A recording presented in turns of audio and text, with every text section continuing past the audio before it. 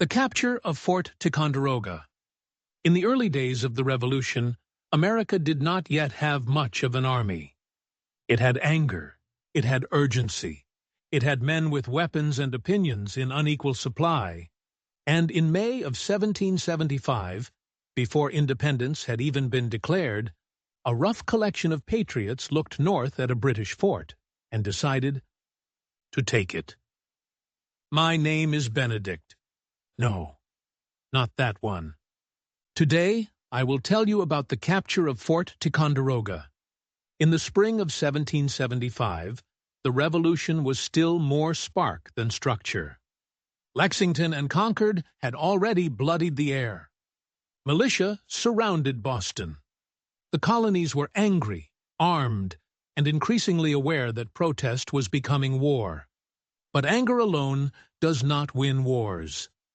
Wars require powder, position, and perhaps most importantly, cannon. That is where Fort Ticonderoga enters our story. It sat in northern New York near Lake Champlain, guarding a vital corridor between Canada and the Hudson Valley. Once, it had mattered greatly to empires. By 1775, the British fort there was undermanned, somewhat neglected, and far less alert than a frontier stronghold ought to be. It was also full of artillery. And artillery, at that moment, was a language the patriots badly needed to learn. The plan to seize the fort was bold in the way early revolutionary plans often were. Part desperation, part confidence, part guesswork.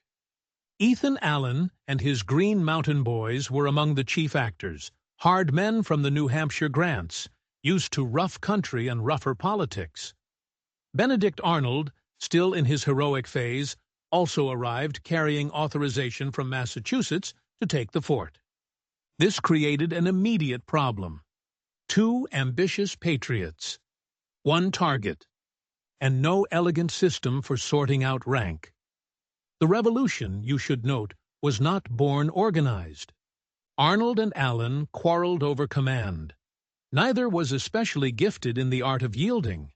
In the end, necessity triumphed over ego, barely, and the two agreed to go in together. That, too, is part of the founding story. Men who did not especially enjoy one another occasionally discovering that history was larger than their irritation. In the dark hours of May 10th, 1775, the Americans crossed Lake Champlain and approached the fort before dawn. There were not many of them. The crossing had been disorderly. Boats were limited. Some men had not yet arrived. A more cautious operation might have waited. This was not a cautious age. Allen and Arnold led the men they had through the fort's entrance and caught the British garrison almost entirely by surprise. There was confusion, a startled commandant, a demand for surrender. Legend remembers Ethan Allen declaring that he acted in the name of the great Jehovah and the Continental Congress. Whether the line was delivered exactly so in that exact moment is a matter historians enjoy discussing. It is, however, entirely the sort of thing Ethan Allen might have said. And the garrison surrendered. Just like that, a British fort had fallen into American hands before the Continental Congress had fully become the government of a nation. Now, on paper, the capture seemed almost too easy. Few casualties, little dramatic bloodshed, no great battlefield maneuver. But the consequences were enormous. The Americans had seized cannon, powder, and strategic control of an important corridor. More importantly, they had seized confidence. The revolution was no longer merely resisting imperial power.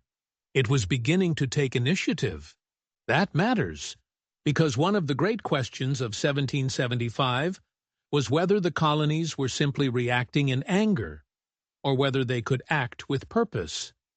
Ticonderoga suggested they could, and the fort's artillery would matter far beyond the moment. Months later, Henry Knox would undertake the astonishing labor of transporting many of those captured cannon over snow and ice to Boston. Those guns would help force the British evacuation of the city in 1776. So the sleepy fort, taken by a rough coalition in May, helped shape one of the first major American successes of the war. History does not always announce its hinge moments with grandeur. Sometimes it whispers them through fog at dawn. There is also something distinctly revolutionary about this episode. It was improvised, messy, ambitious, driven by men whose temperaments were not ideally suited to committee life. And yet, it worked. For a brief hour, rivalry bent to necessity, and daring outran protocol. That would not always end so well in the years to come. But at Ticonderoga, it did.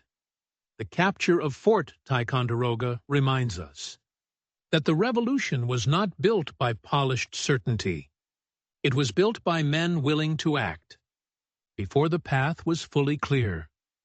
Men who saw that an empire could be challenged, not only by speeches and declarations, but by initiative. The fort mattered for its cannon, yes, but perhaps it mattered just as much for what it taught the colonies about themselves, that boldness, properly aimed, could alter the balance of history. And sometimes the road to independence begins not with a grand victory, but with a sleepy fort, a dark lake, and a handful of men deciding to cross before dawn.